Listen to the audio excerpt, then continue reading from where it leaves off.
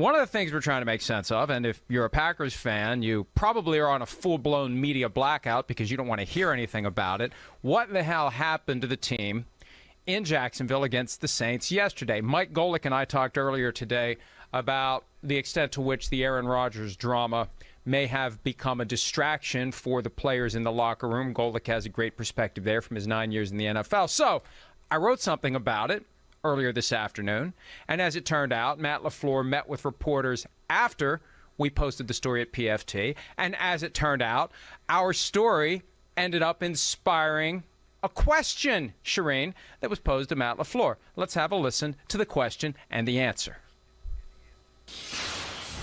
There's a national media site that, just before I got in here, published a story saying that Rodgers' uncertain status might have impacted things yesterday.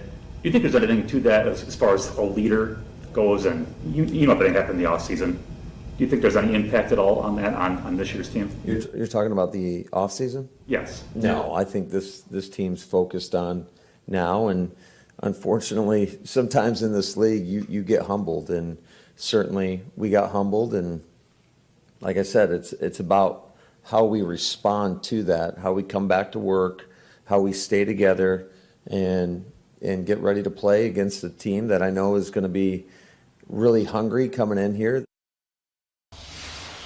They've got the Lions next Monday night, game 2, as they try to get off the schneid. All 4 teams in the NFC North lost yesterday, so none of the teams really lost anything in relation to the effort to win the division. But, Shireen, I have just a couple things to say. I may get more cranked up as we talk about it, but first of all, let me just say this. Come up with your own questions, reporters. Don't blame us. Don't preface us. If you want to ask the question, ask the damn question. Don't hide behind us. And if you are going to hide behind us, if you are going to use a shield, point it in the direction so everyone can see the name of the shield. Don't hide the manufacturer. That's the thing that really... See, I knew I was going to do this. That's what really pisses me off. Number one, you're hiding behind us. And number two, you're not identifying us. Come on, Shireen. Agreed completely, Mikey. I mean, it's a question that should be asked regardless of whether you had posted anything anyway. And if you're going to ask it that way, certainly say Pro Football Talk as opposed to a national publication. Although I guess there's something to be said that we're a national publication. But still, call us what we are. I've been called much worse. I've been called much worse. I'll take it. It's taken me 20 years to get to the point where someone would refer to us as a national media publication. We have come a long way from internet rumor or blog said with derision, but still, I got no problem with you using our content as inspiration, but either don't mention us at all or say who we are. Ask your own question. See, and I understand how it goes because you don't want to make it look like you're being a jerk and you're asking a tough up and ask the question if you got a question. Ask it. It's a fair question, Shireen. Do you think that the Aaron Rodgers drama plays a factor in what happened yesterday? They better hope that it did because the other explanation is it just stink. Yeah. Well, maybe it did, maybe it didn't. I don't know that we're ever going to figure out whether it did for certain, but I'll say this, to know that your starting quarterback's not going to come back a week before. He didn't participate in any of the offseason program. He didn't participate all the way in the mandatory minute, all the way up until the season started. They were uncertain whether this guy was coming back to be their quarterback, and he was uncertain too. So my question would be, are we sure that Aaron Rodgers' heart is into this thing this year? We all act like this is his last year in Green Bay. He acts like it's his last year in Green Bay. Is his heart in this season? It was last year because they drafted Jordan Love, and he was all into it, and he was going to prove that he was better than Jordan Love, and they shouldn't have used that draft pick on Jordan Love. He doesn't have really that same motivation this year and almost seemed like, well, maybe I was going to play, maybe I wasn't going to play. When you're in the NFL, you have to be all in. You have to be motivated every single week. And I didn't see that with this team or this quarterback yesterday. And I don't know that we're going to see it going forward. We're going to find out very quickly. I know the Lions aren't that great, but you better be ready to play on Monday or they're going to knock some kneecaps off of you. Exactly. Knock, bite, or otherwise distort, maim. And then it's a short week turnaround for a Sunday night trip to California. and a date with the 49ers on Sunday Night Football. So 1-2 is looking likely. The real question is, can they avoid 0-3 at this point? And I love the psychology of the NFL. I like how human factors come into play. And last year, Aaron Rodgers internalized his frustration, and he went out and he kicked butt, took names, and became the league MVP and almost got back to a Super Bowl. This year, he has externalized it. He has been willing to talk about it over and over and over again. As recently as last week, sit down with Aaron Andrews.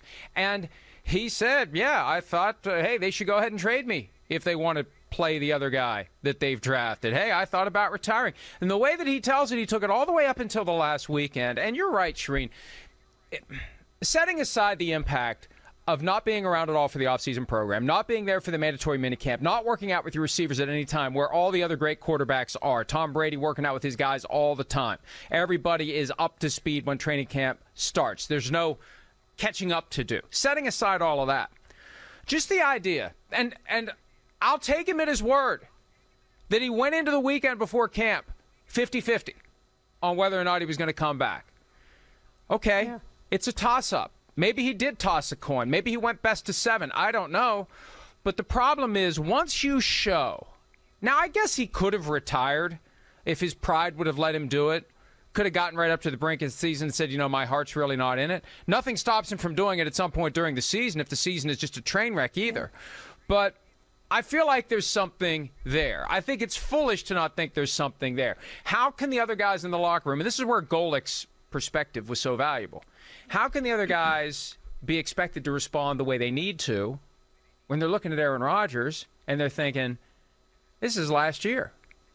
You know, we got this year, we got next year, and we got beyond, hopefully. This is his last year, and at some point that's going to become a factor for the guys who are following his lead or supposedly following his lead. So whether or not there's something there, if they lose too many games early, it will be a factor.